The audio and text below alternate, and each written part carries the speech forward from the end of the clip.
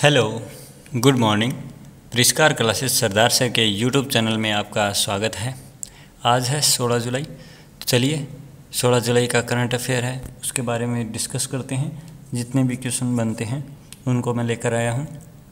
और dose number कितना है तो 46। जल्दी अपनी डोज की 50 लगेगी, फिर 70 भी लगेगी और आपके प्यार से इसको अपन 1000 तक भी पहुँचाएँगे। और आप अपने परिष्कार को इंस्टाग्राम और फेसबुक पेज पे फॉलो कर सकते हैं। और इस वीडियो की पीडीएफ चाहिए और जो लाइव क्लास में जो पढ़ाया जाता है उसकी भी पीडीएफ चाहिए, तो उसके लिए आप टेलीग्राम चैनल को ज्वाइन कर लें, जिसकी लिंक आपको डिस्क्रिप्शन बॉक्स में मिल जाएगी। तो चलिए देर नहीं करते हुए अपन स्टार्ट करते हैं। आज का पहला क्वेश्चन ये रहा आपकी स्क्रीन पर। किस राज्य सरकार ने नई इलेक्ट्रिक वाहन नीति 2021 की घोषणा की है? तो इसका सही आंसर है वो है महाराष्ट्र। क्या है? महाराष्ट्र। तो इलेक्ट्रिक वाहन, इनमें केंद्र सरकार सब्सिडी देती ही है, लेकिन अब राज्य सरकार है वो भी इसमें बढ़ चढ़ कर भाग ले रही है और नए नए ऑफ़र लेके आ रही है, ताकि जनता है वो इलेक्ट्रिक वाहन की ओर अग्रसर हो। और ये सही है, क्योंकि जलवायु परिवर्तन को निपटने के लिए ये इलेक्ट्रिक वाहन को बढ़ावा दिया जा रहा है। दिल्ली में तो रोड टैक्स फ्री कर दिया है और गुजरात ने भी हाल ही में इलेक्ट्रिक वाहन नीति की घोषणा की थी। और अब महाराष्ट्र सरकार भी लेके आई है। महाराष्ट्र सरकार के द्वारा अगर कोई दुपहिया वाहन खरीदेगा तो उसे 10,000 रुपये, और अगर तिपहिया तो उसे 20,000 रुपये, और अगर 4 व्हीलर खरीदता है इलेक्ट्रिक वाहन तो उसे 50,000, और अगर कोई बस खरीदता है इलेक्ट्रिक तो उसे 20 लाख रुपए तक का सहयोग दिया जाएगा, मतलब सब्सिडी भी मिलेगी। तो ये बढ़ चढ़ कर सरकार है वो इन्हें बढ़ावा दे रही है। तो अपन चलिए महाराष्ट्र के बारे में जानते हैं। तो महाराष्ट्र के सीएम कौन है? तो महाराष्ट्र के सीएम है उद्धव ठाकरे। कौन है? उद्धव ठाकरे। महाराष्ट्र की कैपिटल है मुंबई और गवर्नर है भगत सिंह कोश्यारी। और प्रमुख नृत्य है तमाशा और लावनी। मंदिर है सिद्धि विनायक और गेटवे ऑफ इंडिया, ये इंपॉर्टेंट मंदिर है। और जो इसकी कैपिटल है मुंबई, वो किस नाम से जानी जाती है? तो 7 टापुओं के शहर के नाम से जानी जाती है। और करंट में हाल ही में क्या क्या चर्चा में रहा? तो चर्चा में रहा फ्लेमिंगो अभ्यारण्य। एशिया की पहली सौर ऊर्जा संचालित कपड़ा मिल वो कहाँ है? तो वो महाराष्ट्र में है। रणजीत सिंह डिसाले हैं जो ग्लोबल टीचर अवार्ड से नवाजे गए हैं, तो उनको वो कहाँ से बिलोंग करते हैं? वो महाराष्ट्र से बिलोंग करते हैं। भारत की पहली अंडर वाटर टनल वो भी कहाँ है? तो वो मुंबई में है। तो चलिए नेक्स्ट क्वेश्चन देखते हैं। नेपाल के सुप्रीम कोर्ट ने राष्ट्रपति विद्यादेवी भंडारी को किसे प्रधानमंत्री नियुक्त करने का आदेश दिया है? तो सुप्रीम कोर्ट ने राष्ट्रपति विद्यादेवी को शेर बहादुर देउवा को प्रधानमंत्री नियुक्त करने का आदेश दिया है।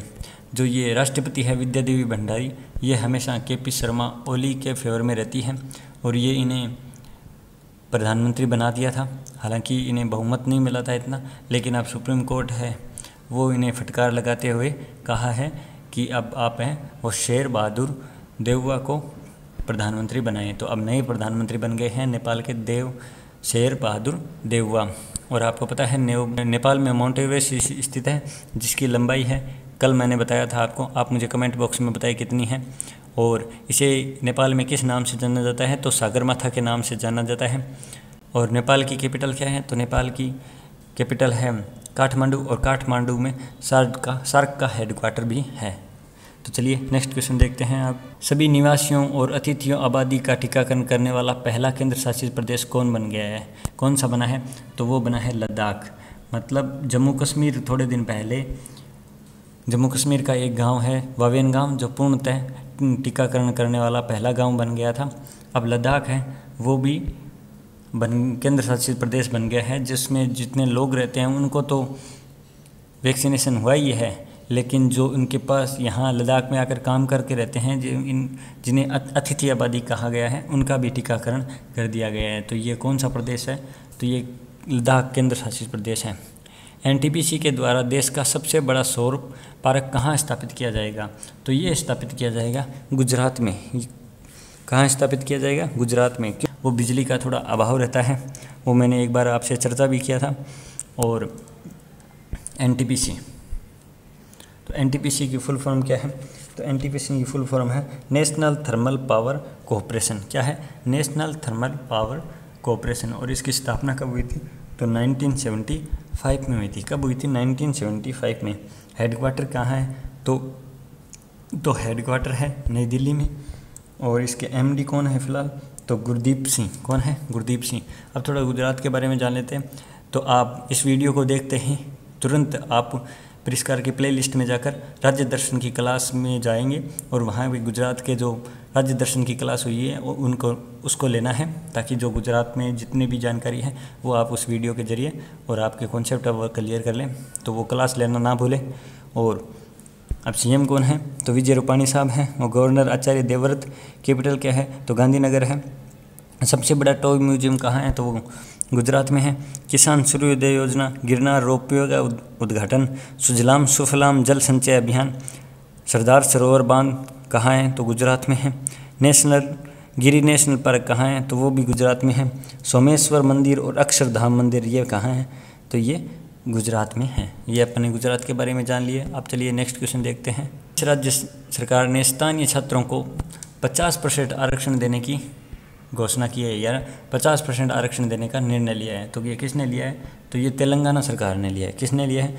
तेलंगाना सरकार ने लिया है कि वहाँ के जो स्थानीय स्टूडेंट है उन्हें 50% आरक्षण दिया जाएगा। तो अब थोड़ा तेलंगाना के बारे में जान लेते हैं। तो तेलंगाना की कैपिटल क्या है? तो तेलंगाना की कैपिटल है हैदराबाद, जो मौसी नदी के किनारे बसा हुआ है। क्या बसा हुआ है? हैदराबाद बसा हुआ है। सीएम कौन है? तो के चंद्रशेखर राव है। गवर्नर है डॉक्टर तमिलसाई सौंदरराजन। प्रमुख त्यौहार है कानूमा। कौन सा? कानूमा प्रमुख त्यौहार है। और नेशनल पार्क है कासू ब्रह्मानंद रेड्डी। और मर्गवाड़ी नेशनल पार्क है। इसे क्रिएटिव सिटी ऑफ ग्रेटोनोमी कहा गया है। किसके द्वारा? यूनेस्को के द्वारा। तो चलिए नेक्स्ट क्वेश्चन देखते हैं। 53 साल बाद किस देश ने इंग्लैंड को हराकर यूरो कप 2020 खिताब जीता है? तो ये किसने जीता है? तो ये इटली ने जीता है। किसने जीता है? इटली ने जीता है। और आपको बता दूं इटली की कैपिटल क्या है? तो इटली की कैपिटल है रोम। और जो रोम है वो कौन सी नदी के किनारे बसा हुआ है? तो वो रोम में जो कैपिटल है इटली की वो टाइगर नदी के किनारे बसा हुआ है। तो चलिए नेक्स्ट क्वेश्चन देखते हैं। आप उत्कृष्टता केंद्र का उद्घाटन किसने किया है? तो उत्कृष्टता केंद्र का उद्घाटन हमारे गृह मंत्री अमित शाह जी ने किया है, मोटा भाई जी ने किया है। तो चलिए नेक्स्ट क्वेश्चन देखते हैं। T20 में 14,000 रन बनाने वाले पहले खिलाड़ी कौन बने हैं? आप कुछ विराट कोहली के फ़ैन होंगे तो वो आँख बंद करके डायरेक्ट इसको बोलेंगे, आंसर देंगे विराट कोहली। जी जनाब, ये नहीं है। माना विराट कोहली अच्छा खेलते हैं, बेशक कोई डाउट नहीं है, लेकिन इसमें ज़रा 4 नंबर पे जो ऑप्शन है क्रिस गेल, जब ये खेलते हैं तो गेंद को हवा में उड़ा देते हैं, तूफान ला देते हैं मैदान में। तो ये है जो वेस्ट इंडीज़ के खिलाड़ी हैं, और ऑस्ट्रेलिया के साथ T20 सीरीज़ चल रही है, तो उसमें 14,000 रन बनाने वाले दुनिया के पहले एकमात्र है वो खिलाड़ी बन गए हैं। तो चलिए नेक्स्ट क्वेश्चन देखते हैं। विदेश मंत्री ने महात्मा गांधी की प्रतिमा का अनावरण कहाँ किया है? तो पहली बात तो ये कि विदेश मंत्री है कौन आपने? तो एस जयशंकर साहब विदेश मंत्री हैं। तो इन्होंने प्रधानमंत्री महात्मा गांधी जी की प्रतिमा का अनावरण कहाँ किया है? तो जॉर्जिया में किया है। कहाँ? जॉर्जिया में किया है। और एस जयशंकर प्रसाद है, ये फ़िलहाल बाहर घूमने गए हैं। कहाँ? तजाकिस्तान में। कहाँ घूमने गए हैं? तो तजाकिस्तान में दौरे पे गए हुए हैं। घूमना नाम लेना उचित नहीं होगा, तो इस दौरे पे गए हुए हैं। अंतरिक्ष में जाने वाले पहले अरबपति कौन बने हैं? तो अंतरिक्ष में जाने वाले पहले अरबपति कौन बने हैं? तो रिचर्ड ब्रैनसन। कौन बने हैं? रिचर्ड ब्रैनसन बने हैं। और ये रिचर्ड ब्रैनसन है, इन्हीं के साथ हो अपनी सिरिसा बांदला है, वो कल्पना चावला और उनके बाद में सुमित्रा के बाद में तीसरी महिला बन गई थी, भारतवंशी महिला बन गई, जो इनके साथ ही अंतरिक्ष में गई है। और जेफ बेजोस है, वो अमेजोन के सीईओ है, और उन्होंने इस्तीफा दे दिया है। और जेफ बेजोस की भी एक अंतरिक्ष एजेंसी है, उसका नाम है ब्लू ब्राउन। क्या नाम है? Blue brown. नेपाल ने जल विद्युत परियोजनाओं के लिए किस देश के साथ समझौता किया है? तो नेपाल ने जल विद्युत परियोजना के साथ किसके साथ समझौता किया है? तो ये अपने भारत के साथ समझौता किया है। किसके साथ? भारत के साथ। कितने का? तो 1.3 बिलियन डॉलर रुपये का समझौता किया है। विश्व युवा कौशल दिवस कब मनाया गया? तो ये विश्व युवा कौशल दिवस कब बनाया गया? तो ये बनाया गया 15 जुलाई को। कब मनाया गया? 15 जुलाई को मनाया गया। और इसकी थीम क्या रखी गई? तो इसकी थीम थी read through imagining past pandemic. क्या थी? Read through imagining past pandemic, जो इस युवा कौशल दिवस की थीम थी। चलिए नेक्स्ट क्वेश्चन देखते हैं। महेश बाबू ने किस कंपनी के MD एंड CEO के पद से इस्तीफा दिया है? तो ये किससे दिया है? तो महिंद्रा इलेक्ट्रिक से दिया है। महिंद्रा इलेक्ट्रिक के MD व CEO के पद से इस्तीफा दिया है। UK ने 50 वर्ष में पहली बार किस देश को सेब निर्यात की है? तो ये अपने भारत को सेब निर्यात किए हैं।